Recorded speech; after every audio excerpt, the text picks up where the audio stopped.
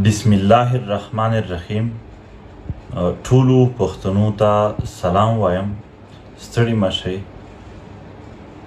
درنو پښتنو، د وطن حالات څه یوه ورځ نه ده او نه څه یو مخصوص وخت دی او نه یو څه مخصوص خلک دي، بلکې هر وخت هر ځای ټول پښتانه د دغې بدو حالاتو سره مخ دي. کله په یو وار کله په بل واری راځي او موږ ټول ورته ګورو او سترګې بس پې پټې کړو.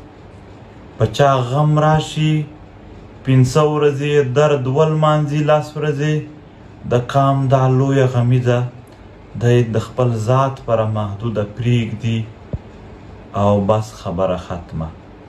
دا هیڅ ذاتي خبره نه ده.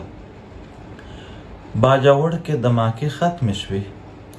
نه، اوس هم شروع دي. ټارګټ کیلینګ په پښتون وطن کې شروع دی. په کورمه کې حالات هغه رنګې بد دي. خیبر خلک نن هم په دې نه پوهېږي سبا ورځ به څه وي. پېښور هغه شان دی. تر کویټه پورې دغه ټولې سیمې یو په نمبر باندې وار پې راځي.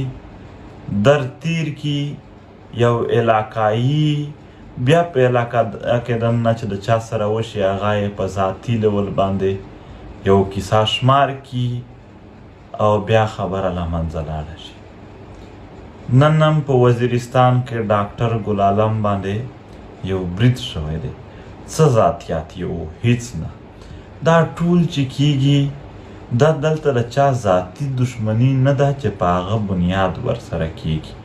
دا د یو قبیلې د یو علاقې په بنیاد باندې د چا سره دشمني نه ده شوې. دا زموږ په خاوره باندې د دنیا د لویو قوتونو جنګونه چې دا د دغې ملک جرنیلانې د ډالرو په خاطر زموږ خاورې ته راوړي، دا د هغې برخه ده. هغه د یو بل چګول، د یو بل ختمول، د یو بل وهل یا د یو بل پورته کول په دې بنیاد په دې خاوره باندې د پراکسي جنګ په صورت کې کی چې د یو بل لارې ونیسي. د هغو دپاره د جنګ ضرورت وي. محترمو، اوس په داسې حالات کې دا اوس مونږ جلسه وکړله، بیا کریک ډاون شروع شو. نو آپشن دا و، یعنې زموږ سره 2 لارې وي. په دې درد او په دې غم، په دې وینو، په دې اوښکو د پښتنو په دې بدحالي چې لا هم ورځ تر بلې زیاتېږي، په دې غلي کینو. دومه لار دا وه چې نه غلي نه کینو، راپاسو. نو چې ته راپاسې هغه دې بیا نه پرېږدي. هغه خامخا بیا تا ستړیوي، هغه تا تنګوي، هغه دې وهي، هغه دې جیل ته کوي، هغه FIR در باندې کوي. په یو صورت کې هم هغه دې نه پرېږدي. موږ لاره دا خوښه کړه چې دا خپله خاوره، دا خپل اولسونه داسې یوازې نه پرېږدو. که دوی په غم ککړ دي، موږ هم ځانونه په غم ورسره ککړه وو. که دوی خلک ځوروي، موږ د دوی په سر راپاسو، بیا چې څوک ځوروي هم دې ځوروي.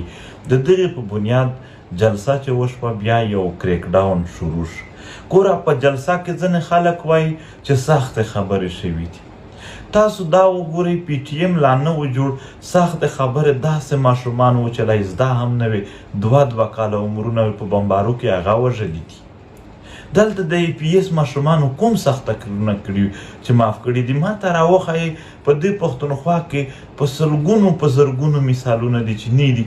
نه پرېږدي. دا وطن، دا خاوره د دوی ټارګټ دی. په دې باندې چې کوم جنګونه کیږي، په هغه کې لوی لوی ګټې دي د دوی، لوی لوی ډالرې اخلي. هغه به څنګه دا پرېږدي؟ زموږ هغه ملګري چې لا دا جلسه هم نه وه شوې، نیولې وي، د هغه سره کوم عمل وکړو؟ کوم وهل یې پې تېر کړل؟ لهذا دا د خبرو کیسه نه ده. او بیا موږ نور وڅه کوو؟ موږ د 6 کالو نه خبره کوو ته سړی څوک اوري نه. او بیا بل سټ ته هغه مسلسل لګیا دی. نور حالات خرابوي، نور یې خرابوي او تا ته به وایي چې ته به غلی وي، ته به غږ نه کوي. دا امکان نه پیدا کېږي چې PTM به غلی شي. موږ د خپل وطن د خپلې خاورې سره د مزاحمت وعده کړې وه. نن هم په هغه وعده ولاړ یو. محترمو، چې جلسه وشوه کریک ډاون وشو ملګري یې ونیول په کریک ډاون نه علي وزیر نن په جیل کې دی نور ملګري دي ورسره ولسیار دی فدا دی بل ډېر ملګري دي چې یو نام اخلي بلکې ایمان مزاري یو یعنی فیمیل واغه یې هم ونیول یو خبره زه دلته واضحه وم زمونږ ملګري یا وکیلان چې زمونږ د ملګرو سره د بندي ملګرو سره په د 2-3 ورځو کې یا د عدالت په دوران یا په تاڼه کې ملو شوي دي نو انویسټیګیشن په نامه باندې دوی چې کوم جسماني ریمانډ ورکړی دی هلته د دوی نه یو پوښتنه یو غوښتنه ده چې تاسو د طالبانو په ریسیټلمنټ باندې دوم ځل دلته راوستلو په دې خبره باندې شور ولې کوئ دا زمونږ خپل خلک دي دا تاسو پوښتنه وکئ دا چې کوم د جسماني ریمانډ په نامه باندې دوی غاخلي عدالت نه او ججان یې ورکوي دا یوازې دا خبره ده تصوات نه واخله تر چمنه پر تحریک ډېر لوی کردار ادا چې دلته د بیا جنگ یا داسې حرکات نه وي چې د هغه نه بیا جنگ جوړېږي نن د هغې خبرې دي دلته د ذات مسله نه ده د ملګرو علي وزیر ته په جیل کې وي هلته په حوالات کې ویلي دي چې موږ د چې اوس مړ کو ستا د پوښتنې به بیا څوک نه وي بیا به څوک پوښتنه رانه کوي واقعي دا ابینندن نشو وژلی ځکه چې ابینندن خپل ملک لري خپل سټیټ لري پوښتنې کس یې شته دی تار منډیوس نشو وژلی نه د وهلی شو ځکه هم چې هغه خپل سټیټ لري د پوښتنې کس یې شته دی تا پښتانه ته څه پیغام ورکړه په دې الفاظو سره ستا د پوښتنې هېڅوک نشته محترمو په دې باندې چې دوی کریک ډاون شروع کړی دی موږ نه غلي کېږو نه غلي پاتې کېږو د قربانۍ وخت دی یا به د خپل وطن د خپلې خاورې نه دا بده ورځ لرې کوو او یا هر ډول قرباني چې راتلله موږ به ورته تیار په 1 سپتمبر به د سپتمبر په اولم تاریخ 2023 به په کویټه په پېښور او په کراچۍ کې د پښتون ژغورنې غورځنګ له اړخه احتجاجي لاریونونه کیږي په لویه کچه به کیږي د ټولې صوبې ملګرو نه خواست دی چې هغه دې ته ځانونه راورسوي هر هغه سیاسي تنظیم چې د پښتنو په درد باندې زړه دردېږي هغو ټولو ته زموږ دعوت دی چې راشئ چې په دې حال کې تاسو د پی ټي ایم د ملګرو خبره مه کوئ د کامو د وطن خبره وکړئ چې د هغه درد نه وي د هغه درد لرې شي په دې کې انداز به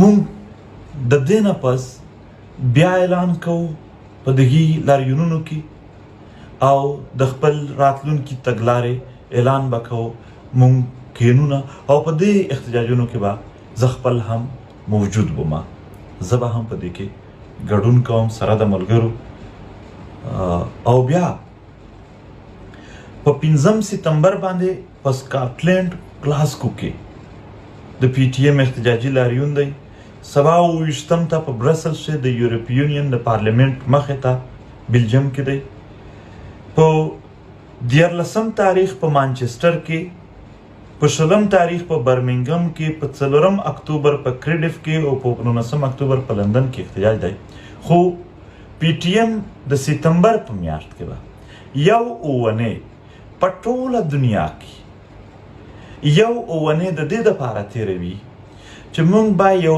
پمفلیټ لیکو د پښتون وطن سره چې کوم ظلم دې ریاست لګیا کړی دی کوم جبر یې لګیا کړی دی او عام آوازو د غږ بند کولو هم کوم کوششونه او جبر د هغې دپاره لګیا کړی د دغې ټولو ډیټا به په ټوله دنیا کې په هر هېواد کې په میلیونونو پمفلیټ یو وګړي د دنیا هر انسان ته موږ رسو د دنیا د هر انسان په ذهن کې چې د دغې ریاست جبر او د پښتنو مظلومیت څنګه ښکاره کولی شي د سپتمبر په میاشت کې به د انساني حقوق چې څومره هم ادارې دي د هغو دفترو ته به هم زموږ ملګري په لوی شمار ورځي او هلته به د پښتنو سره چې کوم ظلم جبر دلته روان دی په هغې باندې په لیکلي شکل کې هم او په ویلي شکل کې هلته خبره کوي. دلته چې کوم عدالتونه دي یا دلته چې کوم د دې مخې ته به هم راځو خو ورسره به مونږ بیا په راتلونکي ورځو کې اعلان کوو مونږ د خپل مزاحمت د سوله ییزې طریقې یو بل شکل هم لیدلی دی چې د هغې اعلان به هم کوو خو فلحال تر د احتجاج ته د ملګري تیاري وکړي په احتجاج کې به بیا نور اعلانونه کیږي چې راتلونکي مونږ څه کوو. هسې هم وطن غرق دی نه مو څوک تعلیمونو ته پرېږدي نه مو څوک روزګارونو ته پرېږدي نه مو څوک ژوند ته پرېږدي. بس چې راووځو او خپل یو ځای کېدل شروع کړو چې کله مونږ یو شوو بیا نورې اسانې دي چې کله زمونږ په داسې پرېشر دور کې به راوځي چې کله پرېشر دی زیات اچوي دومره به زیات راوځو مونږ دې انداز باندې د ده دلته د جبر چې کوم یو طرز دی هغه مونږ ختمولی شو. خدای مو تل خوشحال لره. غلي کېناستل زمونږ سره نور لاره نه ده پاتې شوې.